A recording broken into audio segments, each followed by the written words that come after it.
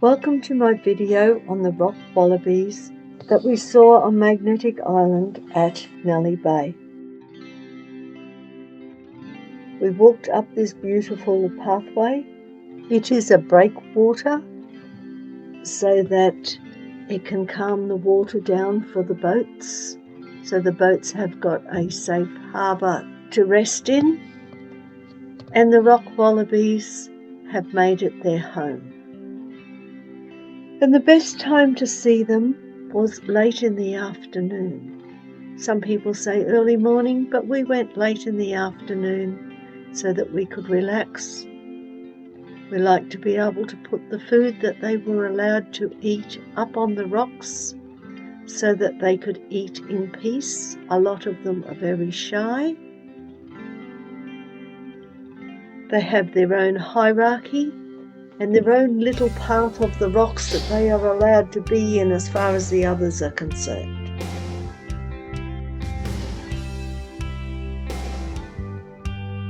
If you plan to feed them, please only give them the food that they can eat. The wrong food is poison for them, and they are so trusting that they will eat from our hands. Please read the signs and do the right thing. Too many have been dying for people's inconsiderateness.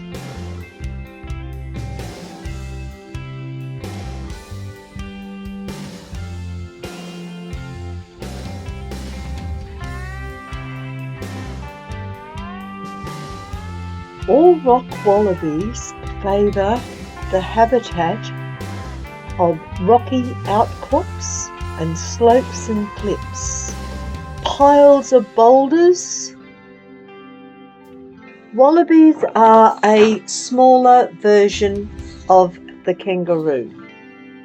They are a family all on their own.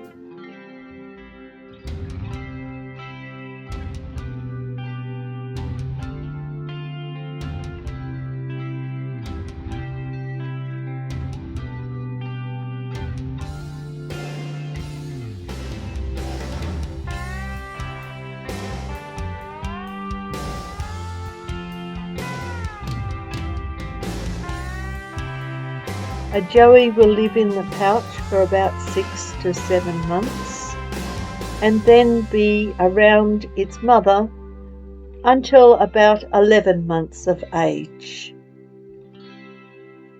The females are mature to start breeding at 19 months old and the males a little later at 24 months. They tend to live for about 13 years.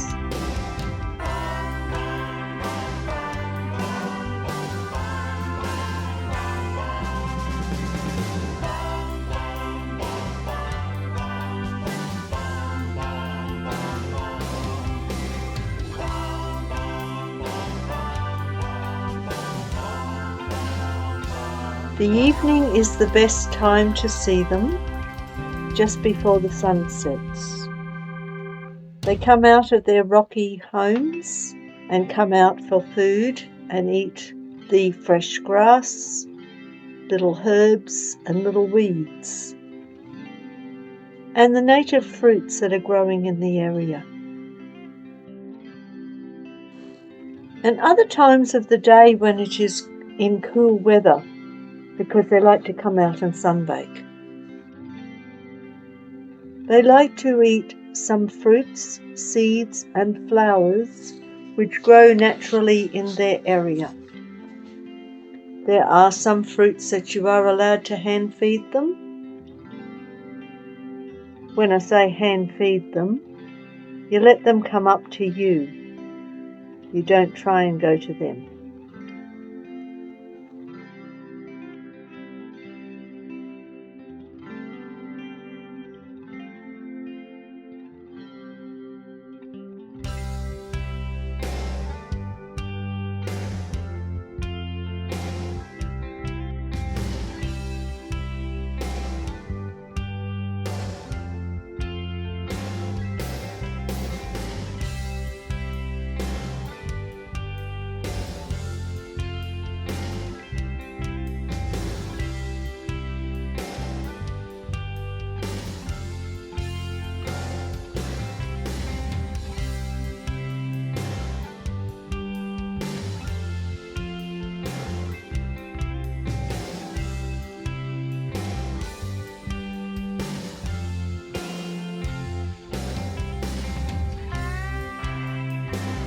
Stephen just quietly sat on the seat, threw some food out onto the ground, and waited for the rock wallabies to come out of their hiding places and have a good feed.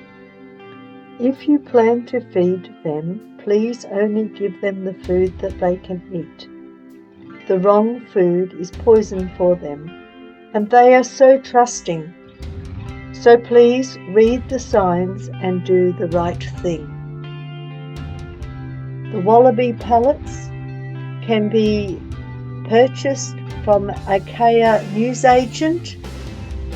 They are allowed carrots, sweet potatoes, apples, pawpaw, rockmelon.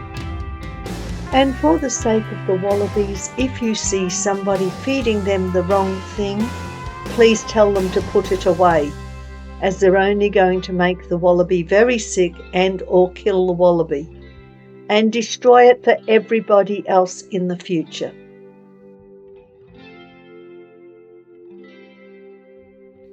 We had plenty of food thrown around in the grass for them, but they still like to be able to come up and eat out of the hand.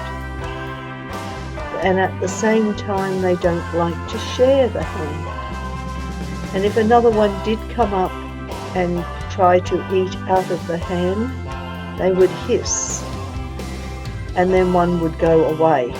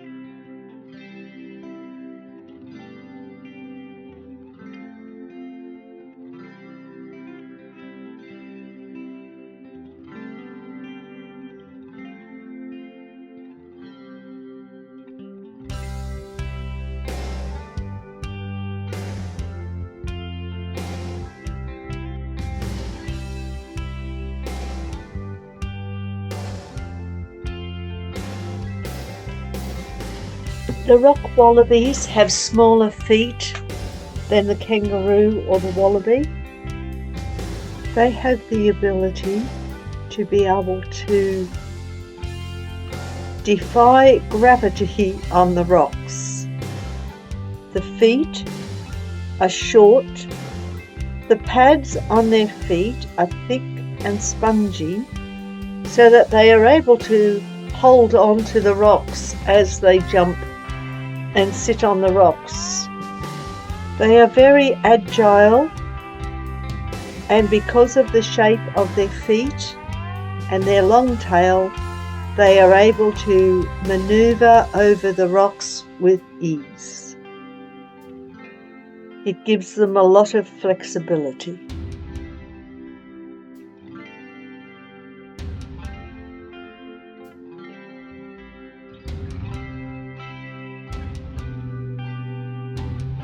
These are the pallets that have been made specially for them, and you can buy them on the ferry coming over or in the newsagent. Lots of people love to come to Geoffrey Bay, so we went to Nelly Bay instead,